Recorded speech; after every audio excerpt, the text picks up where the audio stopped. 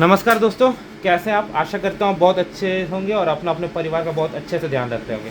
आगे बढ़ने से पहले दोस्तों, अगर आपने अब तक मेरा चैनल सब्सक्राइब नहीं किया है तो प्लीज़ कर दीजिए और मुझे सपोर्ट कर दीजिए। तो दोस्तों, आज के इस वीडियो में मैं आपको कनाडा का जो इमिग्रेशन प्रोसेस है वो बताऊँगा, क्योंकि मेरा कनाडा में 11 ईयर्स हो चुका है। मैं एक वर्कर बन के आया था, फिर PR बना और अब तो मैं सिटीजन हूँ और काफ़ी मैंने ट्रैवल किया है कनाडा से टू एंड फ्रॉम।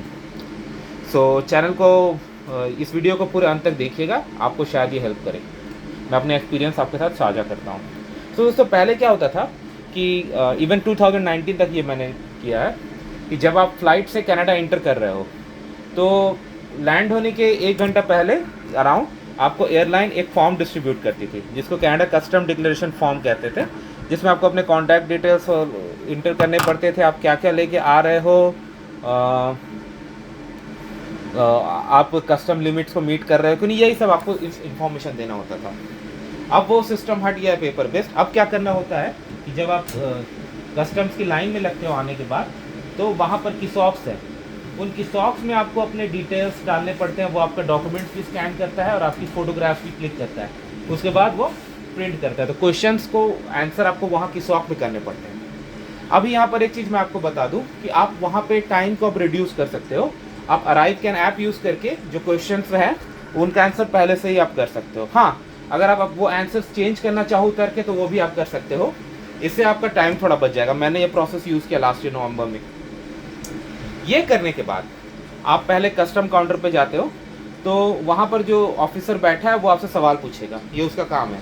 उसको मेक श्योर करना है कि आप एक जेन्युइन एंट्रेंट हो और आपसे देश को कोई खतरा नहीं है। तो आपको वेरी पेशेंटली आंसर करना है। हो सकता है आपसे कुछ ऐसे सवाल पूछे जाए जो शायद आपको पसंद ना हो, लेकिन फिर भी क्योंकि ये उस ऑफिसर की जॉब है, आपको इस बात का रिस्पेक्ट करते हुए बहुत रिस्पेक्टफुली उनको आंसर करना है।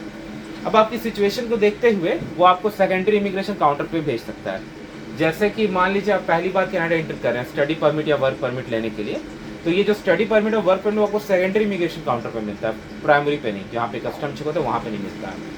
और मैं जैसे पिछले बार सिटीजन आया तो मुझे वहाँ नहीं भेजा गया। मुझे क्या, मैं तो पासपोर्ट था मेरे पास, कैनेडियन पासपोर्ट, वहाँ दिखाया, वहाँ से सीधा बैगेज कलेक्ट करके निकल गया। लेकिन आपको ये भेजा जा सकता है। तो वो जो ऑफिसर है वो आपसे कुछ और सवाल पूछ सकता है।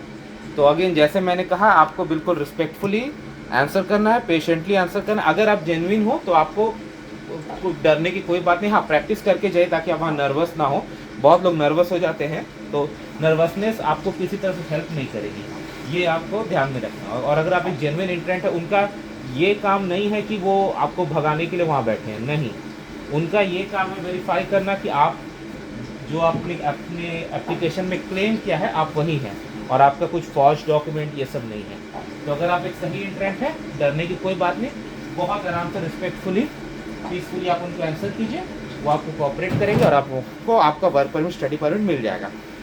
यहाँ पर दोस्तों एक गलती आप बिल्कुल ना करें कि जैसे ही आपको स्टडी परमिट वर्क परमिट मिला आप चल दे खुशी में, नहीं। ये गलती मत कीजिए, क्योंकि हमने कुछ केसेस देखे हैं। आपको जैसे ही आपका डॉक्यूमेंट वहाँ प्रिंट करके मिले, आप उस पर ईच एंड एवरीथिंग वेरीफाई कीजिए। आपके डिटेल्स, स्पेलिंग मिस्टेक, कंडीशंस क्या लिखे हुए हैं, कब तक के लिए वैलिड है। क्योंकि देखिए बहुत सारे ह्यूमन स्टेप्स इन्वॉल्व होते हैं इन सब चीज़ों में और छोटी मोटी गलतियाँ हो सकती हैं।